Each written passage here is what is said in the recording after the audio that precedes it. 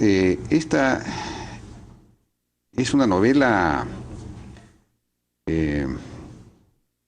que de alguna manera, bueno, exagera, caricaturiza los rasgos y los comportamientos de Alejandro Toledo y de todos los personajes que uno los puede reconocer con otros nombres, ¿no? O sea que ya es difícil, digamos, exagerar los rasgos de Alejandro Toledo, que en sí mismos son. Entonces, el tema es que la novela, por esa razón, se desenvuelve, digamos, en un nivel muy truculento, casi abyecto, digamos, digamos, estos personajes aparecen con sus rasgos más canallescos, ¿no? Sí, sí. ¿Los has hecho eso deliberadamente? Bueno, no sé, no, deliberadamente yo no usaría ese adverbio, no. ¿Te parece que describe la realidad tal cual es? Intuitivamente, sí. Así es la cosa. Bueno, con un poco de exageración, ¿no? Pero en la realidad, el candidato presidencial, como en la novela, negó a su hija y ganó las elecciones. En la realidad, el candidato presidencial, negando a su hija, tenía el apoyo de los principales canales de televisión que miraban a otro lado, silbaban y decían, bueno, está negando a su hija, pero comparado con Alan, tenemos que apoyarlo. En la realidad, el periodista que está entre dos fuegos, Juan Balaguer, que probablemente es mi alter ego, ¿no? Sí, pues, evidentemente. Y evidentemente él es un periodista que no sabe si debe servir a la causa de la verdad, estas dos mujeres piuranas que luchan por su honor, o si debe plegarse a los intereses del dueño del canal y del candidato presidencial, que quieren que él siga siendo, digamos, leal a esa agenda, ¿no? Entonces es un periodista que se encuentra entre dos fuegos, en medio de ese fuego cruzado, y además que es muy vulnerable porque es homosexual en el closet. Claro. Y tienen un video sexual de él con su amante. Entonces, estoy lleno de videos, todos tienen su video. Todos extorsionan a todos, ¿no? Todos extorsionan a todos, todos son de un nivel, pero de un, yo no sé, tremendo. No, digamos... ¿No te ha gustado la novela, no? No, bueno, sí, es entretenida, ¿no? La vas leyendo, pero claro, es demasiado, ¿qué te puedo decir? Faltaría un poco de sofisticación en estos personajes, un poco, tienen que pensar algo un poquito más elevado que solamente decir lisuras permanentemente, cosas de, eso es lo que... el nivel político, digamos, es... Bueno, es de una gran sordidez, es de una gran sordidez, es una gran sordidez, chabacán, ¿no? Muy escabroso, ¿no? Parece una novela policial, realmente. Sí, pues. Pero es el recuerdo que yo tengo, por supuesto. O sea que así era la cosa. Es el recuerdo que yo tengo, ¿eh? Pero tú llegaste, por ejemplo... No sé, no recuerdo bien esa época ni cuál fue exactamente tu participación en el tema. Me acuerdo... Me metí bastante en el caso. Te metiste bastante en el caso, pero ¿tú efectivamente te enteraste antes de la elección de este asunto? Sí. Pero no lo pudiste entrevistar antes de la elección. Claro que sí. Sí. Esto era el año 2001. Y entonces yo me había puesto de acuerdo con Ifcher para hacer un programa al que le puse El Francotirador. El programa comenzó en febrero de 2001. Antes yo había apoyado a Toledo. El año 2000 yo voté por Toledo. Escribí columnas apoyándolo. Yo estaba con Toledo. Claro.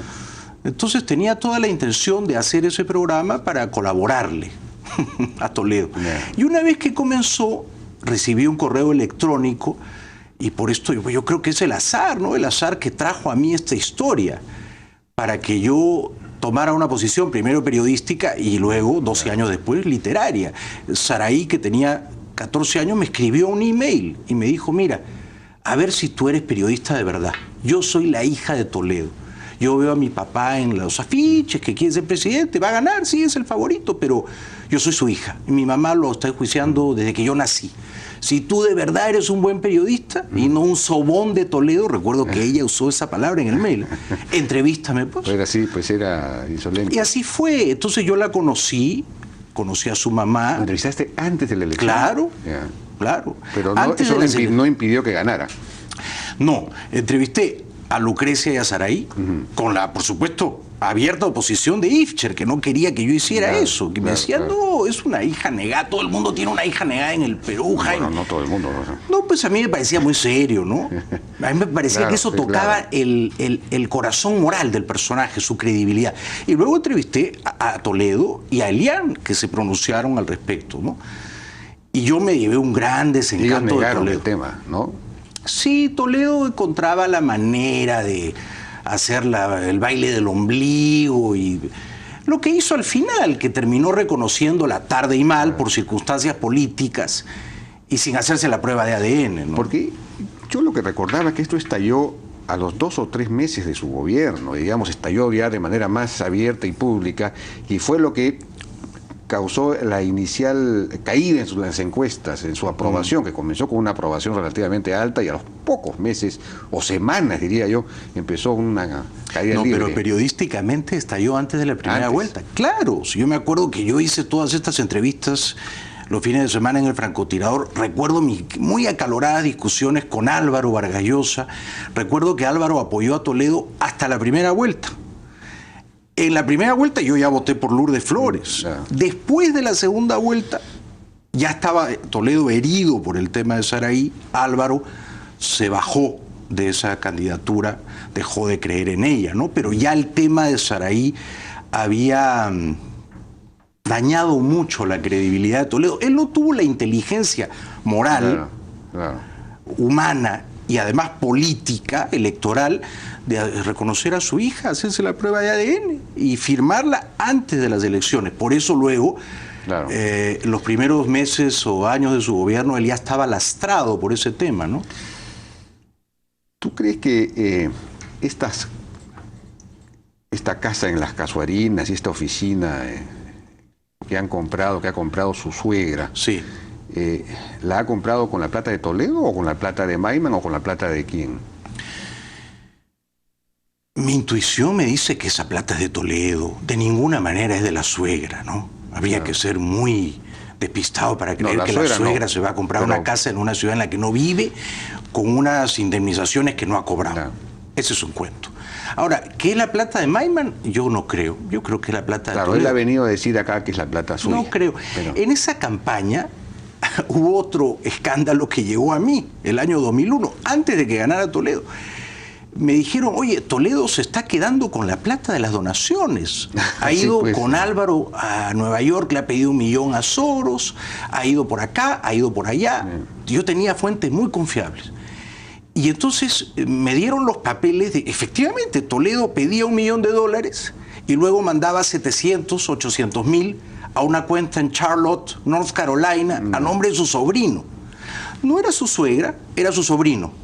Pero ya era la misma modalidad, es decir, pedir donaciones para la campaña, se quedaba con una parte cuantiosa de la donación y la camuflaba. Cuando yo denuncié esto, recuerdo claramente a Toledo con Raúl Díaz Canseco diciendo, no, es que esa cuenta en Carolina del Norte es un fondo de contingencia.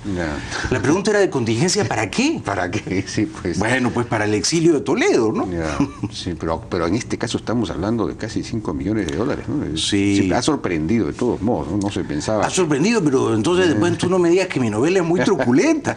Toledo desborda las truculencias de mi novela. Yo creo que Alcides Tudela en la novela se queda corto respecto de lo que Toledo es capaz. Bueno, vamos a ir a una pausa. Regresamos.